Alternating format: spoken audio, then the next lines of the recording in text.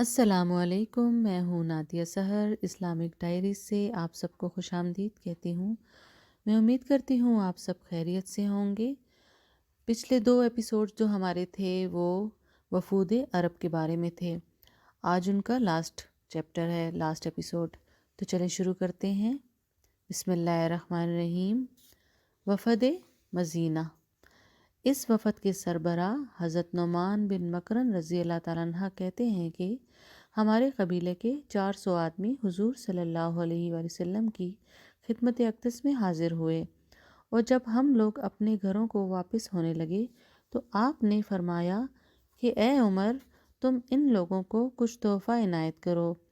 حضرت عمر رضی اللہ تعالیٰ عنہ نے عرض کیا کہ یا رسول اللہ صلی اللہ علیہ وآلہ وسلم، میرے گھر میں بہت ہی تھوڑی سی کھجوریں ہیں، یہ لوگ اتنے قلیل تحفے سے شاید خوش نہ ہوں گے۔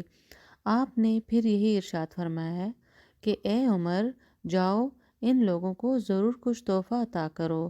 ارشاد نبوی سن کر حضرت عمر رضی اللہ تعالیٰ عنہ ان 400 آدمیوں کو ہمراہ لے کر مکان پر پہنچے تو یہ دیکھ کر حیران رہ گئے کہ مکان میں کھجوروں کا ایک بہت ہی بڑا تودہ پڑا ہوا ہے۔ آپ نے وفد کے لوگوں سے فرمایا کہ تم لوگ جتنی اور جس قدر چاہو ان کھجوروں میں سے لے لو۔ ان لوگوں نے اپنی حاجت اور مرضی کے مطابق کھجوریں لے لیں۔ حضرت نعمان بن مکرن رضی اللہ تعالیٰ عنہ کا بیان ہے کہ سب سے آخر میں جب میں کھجوریں لینے کے لیے مکان میں داخل ہوا تو مجھے ایسا نظر آیا کہ گویا اس ڈھیر میں سے ایک کھجور بھی کم نہیں ہوئی ہے۔ آل مکرن کا گھر ایمان کا گھر ہے۔ یہ وہی حضرت نعمان بن مکرن رضی اللہ تعالیٰ عنہ ہیں جو فتح مکہ کے دن قبیلہ مدینہ کے علمبردار تھے۔ یہ اپنے 7 بھائیوں کے ساتھ ہجرت کر کے مدینہ آئے تھے۔ حضرت عبداللہ بن مسعود رضی اللہ تعالیٰ عنہ فرمایا کرتے تھے کہ کچھ گھر تو ایمان کے گھر ہیں اور کچھ گھر نفاق کے گھر ہیں، اور آل مکرن کا گھر ایمان کا گھر ہے۔ وفد دوس۔ اس وفد کے قائد حضرت طفیل بن عمرو دوسی رضی اللہ تعالیٰ عنہ تھے۔ یہ ہجرت سے قبل ہی اسلام قبول کر چکے تھے۔ ان کے اسلام لانے کا واقعہ بھی بڑا ہی عجیب ہے۔ یہ ایک بڑے ہوش مند اور شعلہ بیان شاعر تھے۔ یہ کسی ضرورت سے مکہ آئے تو کفار قریش نے ان سے کہہ دیا کہ خبردار، تم محمد صلی اللہ علیہ وآلہ وسلم سے نہ ملنا اور ہرگز ہرگز ان کی بات نہ سننا۔ ان کے کلام میں ایسا جادو ہے کہ جو سن لیتا ہے وہ اپنا دین و مذہب چھوڑ بیٹھتا ہے، اور عزیز و اقارب اس کا رشتہ دار سب اس سے کٹ جاتا ہے۔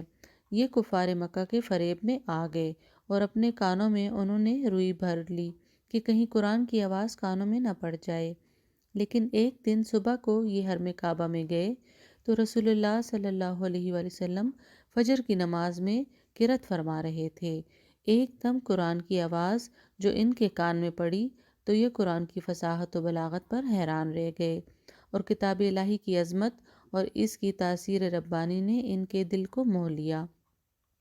جب حضور صلی اللہ علیہ وآلہ وسلم کاشان نبوت چلے تو یہ بے تابانہ آپ کے پیچھے پیچھے چل پڑے اور مکان میں آ کر آپ کے سامنے مؤدبانہ بیٹھ گئے، اور اپنا اور قریش کی بدگوئیوں کا سارا حال سنا کر عرض کیا کہ خدا کی قسم، میں نے قرآن سے بڑھ کر فصیح و بلیغ آج تک کوئی کلام نہیں سنا۔ للہ مجھے بتائیے کہ اسلام کیا ہے۔ حضور صلی اللہ علیہ وآلہ وسلم نے اسلام کے چند احکام ان کے سامنے بیان فرما کر ان کو اسلام کی دعوت دی تو وہ فوراً ہی کلمہ پڑھ کر مسلمان ہو گئے۔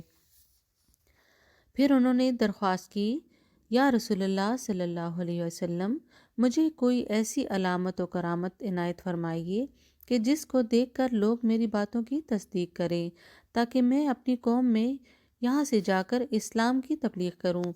آپ نے دعا فرما دی کہ الہی تو ان کو ایک خاص قسم کا نور عنایت فرما دے۔ چنانچہ اس دعائے نبوی کی بدولت ان کو یہ کرامت عطا ہوئی کہ ان کی دونوں آنکھوں کے درمیان چراغ کے مانند ایک نور چمکنے لگا، مگر انہوں نے یہ خواہش ظاہر کی کہ یہ نور میرے سر میں منتقل ہو جائے۔ چنانچہ ان کا سر قندیل کی طرح چمکنے لگا۔ جب یہ اپنے قبیلے میں پہنچے اور اسلام کی دعوت دینے لگے تو ان کے ماں باپ اور بیوی نے تو اسلام قبول کر لیا، مگر ان کی قوم مسلمان نہیں ہوئی بلکہ اسلام کی مخالفت پر تل گئی۔ یہ اپنی قوم کے اسلام سے مایوس ہو کر پھر حضور صلی اللہ علیہ وسلم کی خدمت میں چلے گئے اور اپنی قوم کی سرکشی اور سرتابی کا سارا حال بیان کیا، تو آپ نے ارشاد فرمایا کہ تم پھر اپنی قوم میں چلے جاؤ اور نرمی کے ساتھ ان کو خدا کی طرف بلاتے رہو۔ چنانچہ یہ پھر اپنی قوم میں آگے اور لگاتار اسلام کی دعوت دیتے رہے، یہاں تک کہ 70 یا 80 گھرانوں میں اسلام کی روشنی پھیل گئی۔ اور یہ ان سب لوگوں کو ساتھ لے کر خیبر میں تاجدار دو عالم صلی اللہ علیہ وآلہ وسلم کی بارگاہ میں حاضر ہو گئے، اور آپ نے خوش ہو کر خیبر کے مال غنیمت میں سے ان سب لوگوں کو حصہ عنایت فرمایا۔ وفد بنی ابس۔ قبیلہ بنی ابس کے وفد نے دربار اقدس میں جب حاضری دی تو یہ عرض کیا کہ یا رسول اللہ صلی اللہ علیہ وآلہ وسلم، ہمارے مبلغین نے ہم کو خبر دی ہے کہ جو ہجرت نہ کرے اس کا اسلام مقبول ہی نہیں ہے، تو یا رسول اللہ صلی اللہ علیہ وآلہ وسلم، اگر آپ حکم دیں تو ہم اپنے سارے مال و متاع اور مویشیوں کو بیچ کر ہجرت کر کے مدینہ چلے آئیں۔ یہ سن کر حضور صلی اللہ علیہ وآلہ وسلم نے فرمایا کہ تم لوگوں کے لیے ہجرت ضروری نہیں، ہاں یہ ضروری ہے کہ تم جہاں بھی رہو خدا سے ڈرتے رہو اور زاہد و تقوی کے ساتھ زندگی بسر کرتے رہو۔ وفد دارم۔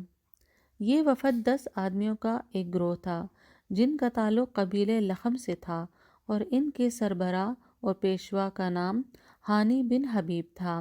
یہ لوگ حضور صلی اللہ علیہ وسلم کے لیے تحفے میں چند گھوڑے اور ایک رشیمن جبہ اور ایک مشک شراب اپنے وطن سے لے کر آئے۔ حضور صلی اللہ علیہ وسلم نے گھوڑوں اور جبہ کے تحائف کو تو قبول فرما لیا، لیکن شراب کو یہ کہہ کر ٹھکرا دیا کہ اللہ تعالیٰ نے شراب کو حرام فرما دیا ہے۔ ہانی بن حبیب رضی اللہ تعالیٰ عنہ نے عرض کیا کہ یا رسول اللہ صلی اللہ علیہ وآلہ وسلم، اگر اجازت ہو تو میں اس شراب کو بیچ ڈالوں۔ آپ نے فرمایا کہ جس خدا نے شراب کے پینے کو حرام فرمایا ہے اسی نے اس کو خرید و فروخت بھی حرام ٹھہرا دیا ہے، لہٰذا تم شراب کی اس مشک کو لے کر جا کر کہیں زمین میں اس کو بہا دو۔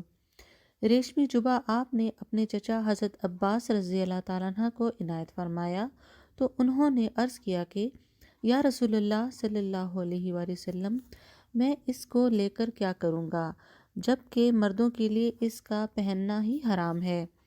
آپ نے فرمایا کہ اس میں جس قدر سونا ہے آپ اس کو اس میں سے جدا کر لیجئے اور اپنی بیویوں کے لیے زیورات بنوا لیجئے، اور ریشمی کپڑے کو فروخت کر کے اس کی قیمت کو اپنے استعمال میں لائیے۔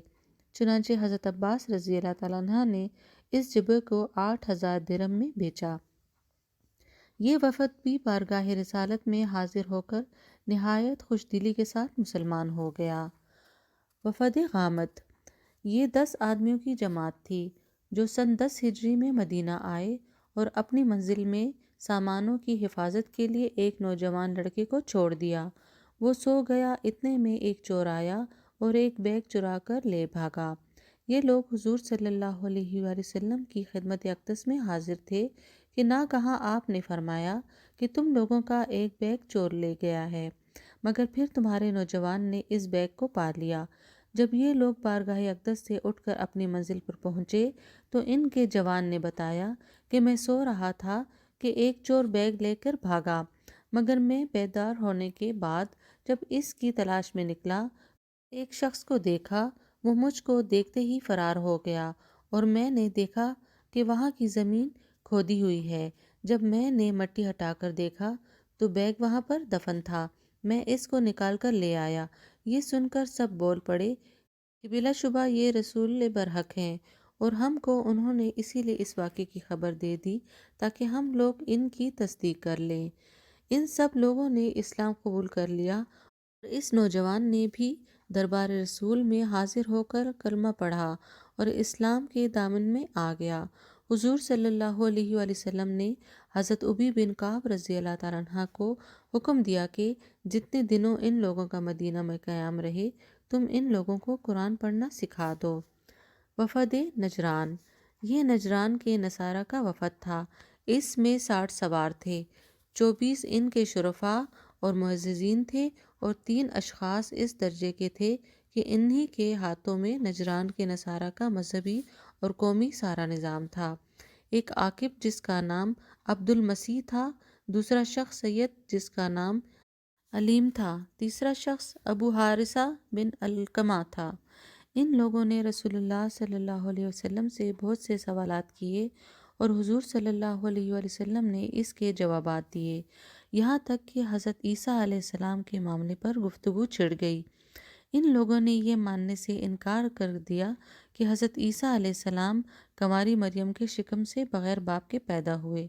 اس موقع پر یہ آیت نازل ہوئی کہ جس کو آیتیں کہتے ہیں، بے شک حضرت عیسیٰ علیہ السلام کی مثال اللہ کے نزدیک آدم علیہ السلام کی طرح ہے۔ ان کو مٹی سے بنایا، پھر فرمایا ہو جا، وہ فوراً ہو جاتا ہے۔ اے سننے والے، یہ تیرے رب کی طرف سے حق ہے، تم شک والوں میں سے نہ ہونا۔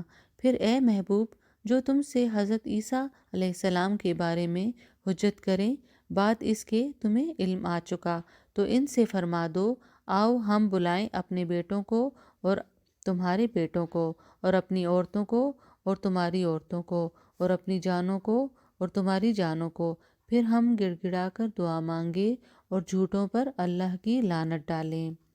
حضور صلی اللہ علیہ وآلہ وسلم نے جب ان لوگوں کو اس مباہلہ کی دعوت دی تو ان نصرانیوں نے رات بھر کی مہلت مانگی۔ صبح کو حضور صلی اللہ علیہ وآلہ وسلم حضرت حسن، حضرت حسین، حضرت علی، حضرت فاطمہ رضی اللہ تعالیٰ عنہم کو ساتھ لے کر مباہلہ کے لیے کاشان نبوت سے نکل پڑے، مگر نجران کے نصرانیوں نے مباہلہ کرنے سے انکار کر دیا اور جزیہ دینے کا اقرار کر کے حضور صلی اللہ علیہ وآلہ وسلم سے صلح کر لی۔ میں امید کرتی ہوں کہ میرا آج کا ایپیسوڈ آپ کو پسند آئے گا۔ آج وفود عرب بارگاہ نبوی صلی اللہ علیہ وسلم کا سلسلہ یہیں پر ختم ہوتا ہے۔ کل سے انشاءاللہ ہجرت کے 10ویں سال کا سلسلہ شروع ہوگا۔ تو میری ویڈیو کو لائک کریں، شیئر کریں، میرے چینل کو سبسکرائب کریں۔ اپنا بہت زیادہ خیال رکھیے گا، دعاؤں میں یاد رکھیے گا۔ آپ سب کا بہت شکریہ۔ اللہ حافظ۔